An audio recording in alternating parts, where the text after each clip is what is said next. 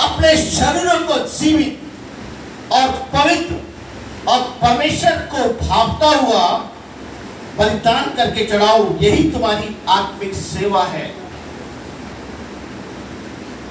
यानी कि हमारा जो शरीर है वो परमेश्वर के लिए है, क्योंकि यीशु मसीह हमारे अंदर है। ये मंदिर किसका है? परमेश्वर, यीशु मसीह का। दूसरा है, इस संसार के सदस्य ना बनो, परंतु तुम्हारे मन के नए हो जाने पर तुम्हारा चाल चलन बदलता जाए। चाल चलन बदलने का मतलब है कि आपके जीवन में जो कुछ गलत चीजें हैं उसको आपको क्या करना पड़ेगा? त्यागना पड़ेगा, छोड़ना पड़ेगा। जब आप उसको छोड़ेंगे तभी पवित्र आत्मा आपके जीवन में काम करना पाएगा। आगे लिखा है, जिससे तुम परमेश्वर की भली और भावती और सिद्ध इच्छा अनुभव से मालूम करते रहो। Hallelujah, hallelujah. दूसरी चीज हम इसमें सीखते हैं कि हमने विश्वास का पाया जाना, प्रार्थना में हमारी 4 भावनाओं का समावेश होता है। पहला है आराधना और स्तुति। हम प्रार्थना से पहले क्या करते हैं? अभी आप क्या कर रहे थे? आराधना। क्यों कर रहे थे?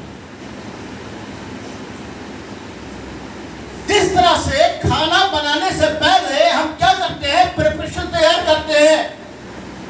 हमें प्याज भी काटनी पड़ती है, हमें खुशानी भी काटनी पड़ती है ना, मसाला भी ढूंढना पड़ता है। सब एक जगह जब इकट्ठा कर लेते हैं, उसके बाद हम क्या करते हैं? शुरुआत करते हैं। अब उस शुरुआत में कई बार वो खाना बहुत अच्छा बन जाता है और कई बार क्या होता है? उसमें बुराई निकलती है, ये खाना अच्छा नहीं बना। इसी तरह से जब हमारी स्तुति और आराधना ऐसी होती है जो परमेश्वर को भाती है, तो हमारा जीवन जो होता है उससे डायरेक्ट संबंध हो जाता है। अब जो भी कुछ उस समय प्रार्थना में मांगते हैं पवित्र आत्मा और वो आपकी वो इच्छाओं को पूरी करता है। दूसरा है पापों का पश्चाताप।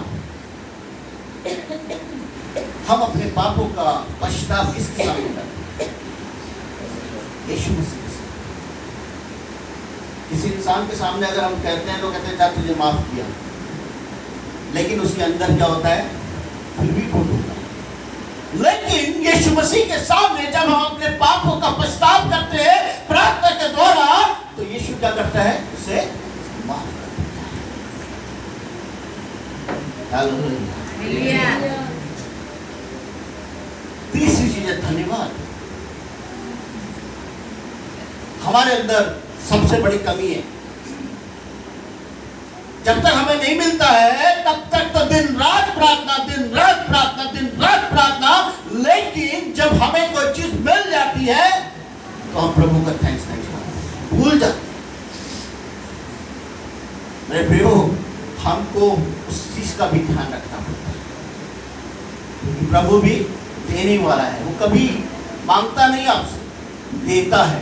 लेकिन जब हम थैंक्स की उसको थैंक्स बोलते हैं तो प्रभु भी खुश होता है।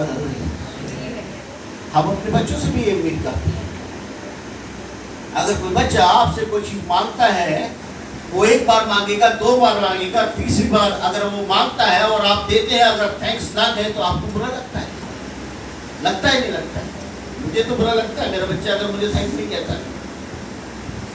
क्योंकि हमको यही अपने बच्चों को सिखाना बहुत जरूरी है कि हमको अगर कोई चीज मिल जाती है यीशु मसीह के द्वारा, तो हमको धन्यवाद की भेंट भी चढ़ाना चाहिए। Hallelujah, hallelujah, hallelujah.